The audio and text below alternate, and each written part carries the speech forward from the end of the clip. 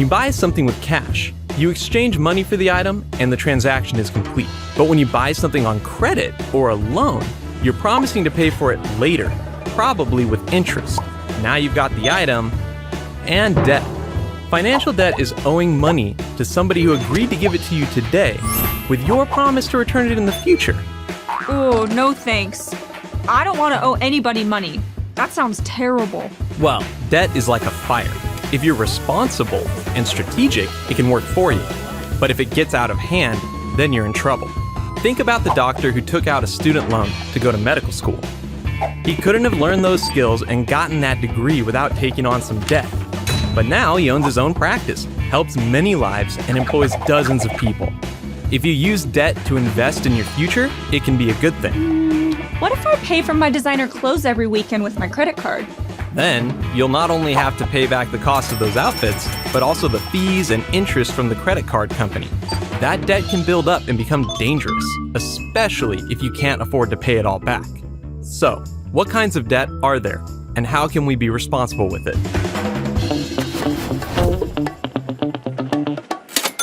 There are many kinds of debt that affect the average person. So, which ones should I watch out for? The most common type is consumer debt, and most of this debt is accumulated with credit cards. When you use a credit card, the credit card company pays the business first, and then they send you a monthly bill. If you pay the total bill within 30 days, you won't have accumulated any debt. Sweet. But if you don't pay the total within 30 days, then interest gets added to your debt. The interest rate on a credit card could equal about 25% per year, where a $500 purchase could become $625 just a year later. Credit cards usually have a maximum charge amount. That's called a credit limit. Over half of Americans now have a maxed out credit card. That's a lot of debt. The fastest growing type of debt is student loan debt. Student loans allow you to pay for college expenses and delay repaying the loan until after you leave school. Most loans are backed or first paid for by the federal government. Unlike other forms of debt, federal student loans can't be settled with bankruptcy, which is a legal claim people make when they can't pay their debt. In other words, there's no way to escape from paying it back. On the other hand, student loan debt can be considered good debt if you're using it to gain skills that will land you a more valuable opportunity than if you had not gone to that school. Unfortunately, many people discover too late that the job they get with their college degree doesn't pay enough to make the debt worth it. And some don't graduate at all, but they still have to pay off their student loans. Car loans allow you to purchase a car and pay off the debt with equal monthly payments over a few years. Banks and car dealerships offer these loans. Usually, they don't cover the whole price of the car, which means you need to have some cash as a down payment, or trade in the value of your old car towards the purchase price of a new one. A home loan is similar to a car loan, where you'll make a down payment and borrow the rest. The difference is that a car tends to depreciate, which means it loses value over time, while a home will generally appreciate or increase in value over time, which would make a home loan, also called a mortgage, a good investment. Even though a home may be the most expensive thing you will ever buy, costing many hundreds of thousands of dollars, it's an example of debt working for you.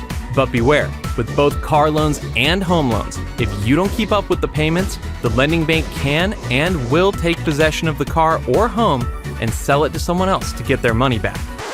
Take my car and my home? How can I be responsible with debt so that doesn't happen to me?